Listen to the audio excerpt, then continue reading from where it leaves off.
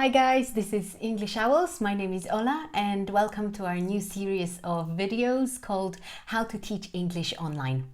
And in today's video, I'm going to present 5 ideas for online EFL games for grammar and vocabulary. So my first idea is a grammar auction. I'm pretty sure that most of you have heard about a grammar auction, but I've thought of some ways of adapting this game in order to be able to play it in an online class as well. So before the lesson, you would prepare a list of about 10 sentences. The topic would depend obviously on what you've been doing recently with your class. You would prepare them in PowerPoint or in any other tool where you prepare your presentations in, and each sentence should be in a separate slide. Some of the sentences should be correct and some of them should be grammatically incorrect, okay? In the lesson, you would divide your students into groups. There could be 2 or more groups. It depends on the number of students you've got in your class.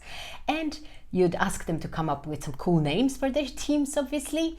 And then you would give your students or each team a budget. I usually give my students £1,000. Okay, and next stage would be to start presenting your sentences one by one with an asking price. Okay, so when you show your sentence, give them the asking price, they begin licitating. So the aim of the game is to buy or win as many correct sentences as possible. The students wouldn't know if they are correct or incorrect, and you would only tell them at the end, which makes it even more competitive and just fun. So at the end, you would do some feedback, you would go over the sentences, and they will find out who the winner is with the most or the biggest number of correct sentences. I think it could be a really fun game in an online class, so please give it a go. And my idea number 2 is a Pictionary. So whenever you teach some vocabulary, there is nothing better than to just draw some pictures that could help you or your students revise the vocabulary. So at the beginning of the lesson, you could ask your students to one by one draw a picture of representing the word that you studied in the previous lesson. So in order to send your students the prompt for the word that they have to draw, you have to message them in the chat box privately. Remember, it has to be a private message, otherwise it would make no sense. Once they've received the prompt, they start drawing. Whoever comes up with the correct answer first gets a point. Okay, and my idea number 3 is a thumbs up game. So in many online platforms, there are reactions buttons.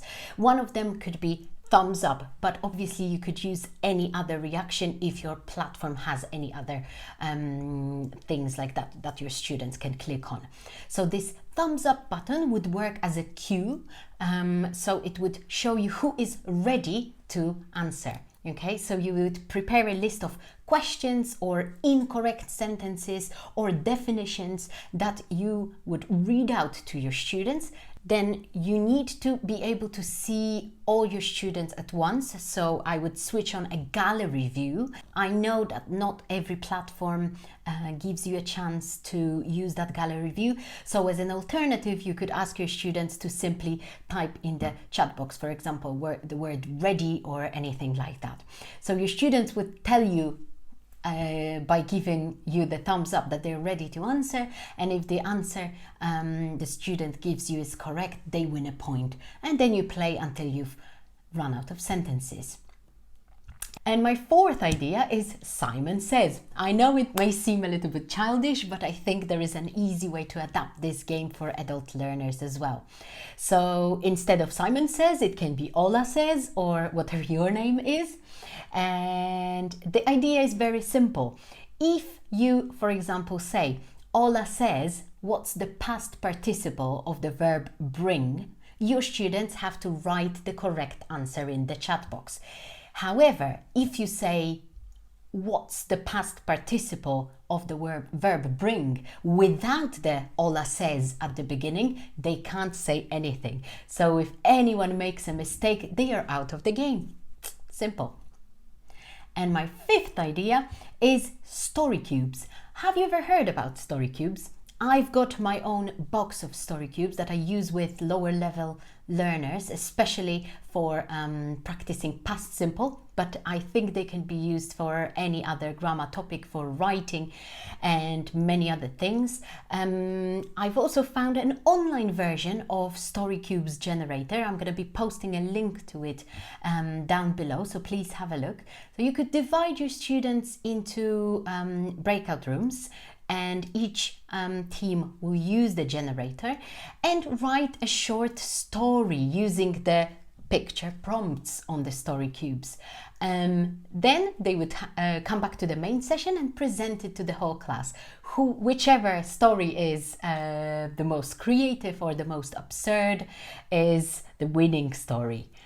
I hope you like my ideas. Please let me know if you've got any other great interactive games for grammar and vocabulary in English teaching. This is now going to be a weekly series, so Alex is going to present her video next week. So please subscribe to her channel to be notified of new videos.